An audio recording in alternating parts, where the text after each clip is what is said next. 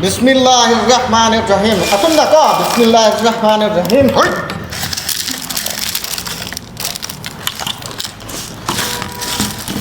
Si abin yung bire ko lupa sama sa pizza. Masing baw la ay ko yan dito si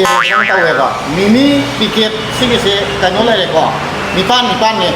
Adugi mataka ay ko yung mixer ticket masa ani huma masu yaw re. Item di ame ta re si sinju wana si mani aduga lupa sama si thana toy ne ba. Si lupa sama si aina hale aina phangdoi ba mana hale mana phangdoi ni ngasi gi oina. Aduga mukbang tauba sida Kanana challenge hana sabang ngamge ito adu yengasi sidayaw ibasi koi green chili sugum basaka adu do kaino muki ibani se pawa se tangkai ye narga adu khai raga hape adu mathakta umorok ani ema gasu amuk soijale ko umorok ani ema soire sigisi hauje haurasi adu matau karamaina aikoina mubang saga dake amadi mubang challenge tawgada ge haibase miyam na khangbi ro ngasi sidage aikoina sarakpado adugi matungina masi mubang saba matamda aikoina sumaina hiaga test tawbi age ko adi matau karamna challenge tawgada ge haibase ikoi uchada age ba aduna start haurasira counting start namaziko Murok ti sai ko ai di murok yam sa ta ne adu bo lupa samnga si phangning mara mara mo ra ka tum laukat pada ni u murok ani ma adagi pawa tangkai ma ta ne adu haura sira now ready or ba ready ni ready ko okay haura sira ready 1 go start Bismillahirrahmanirrahim asunda ko Bismillahirrahmanirrahim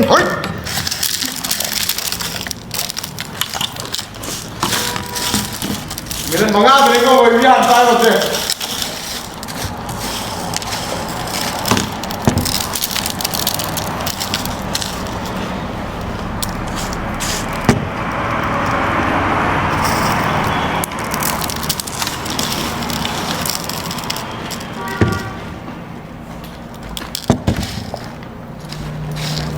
Haukat pai khudong chap lai ba muro kusa di lo na ako lang sa akin so kan ko wala minit mga ano ko mo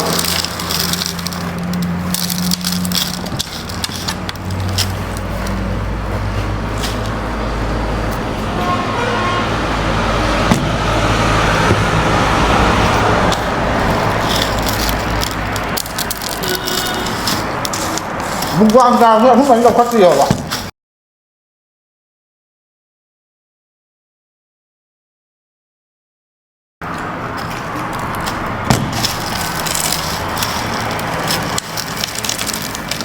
Ngong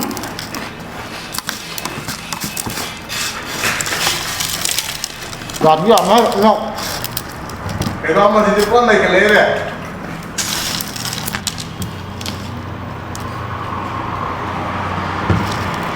Anh đi giả cái bên nông này hay nào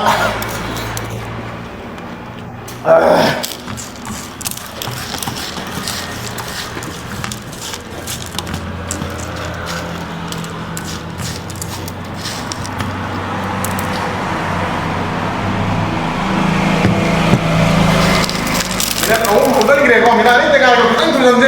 Cái tấm tôi giả giả cái lần gì ra ra xin đi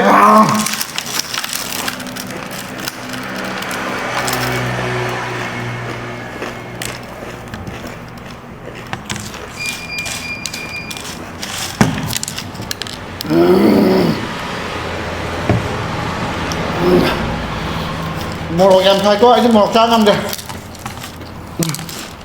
ai phải thấy tình thần với ngon đã rất rồi nào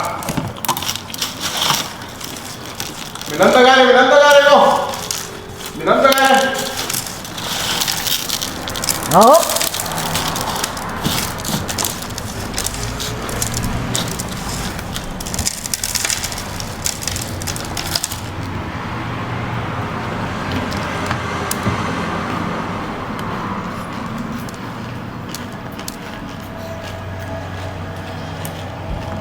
ngon sai rồi là đi hạt đấy con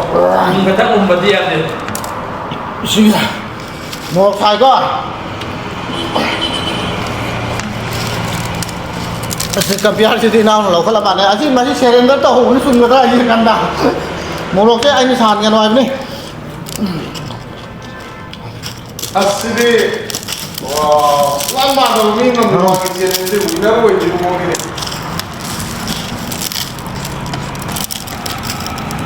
stop Ini kayak bilang masih wati kayak bilang masih wati kan gue itu dia Ina tamaga second kun mga wali kada lo exam mo dito. đó anh thèm nó đâu rồi có ấy kìa mồ làm sao vậy thì vậy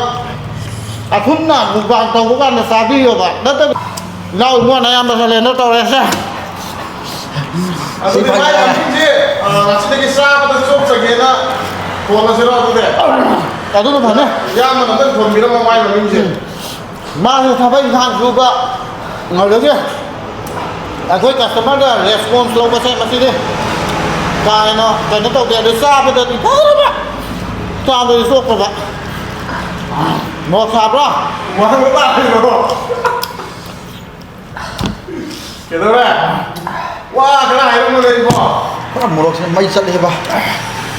umuro ini baga sigi green chili kia tàng thái nó tàu cái này thôi mà mấy thằng nó tàu này coi đi cục cho massage bản mà nè mồ khi làm cha thì vậy chili nào xin là một vài cái xe lên tàu mà tham gia ai cũng là sai rồi tôi mà nó sai đi rồi mà nè em nó xe lên đâu đây tàng thái nên lên mà coi nào mua thì mồ cho thằng sai thôi Next ke, macam ke mukbang challenge Đó, sẽ lên xong Kena đó. apa? Kena tahun sini, kayak tahun sini macam yang apa? Mukbang mau. Phao miếng vừa lót lo với tập phà kìa. Sẽ lên xong. ngài coi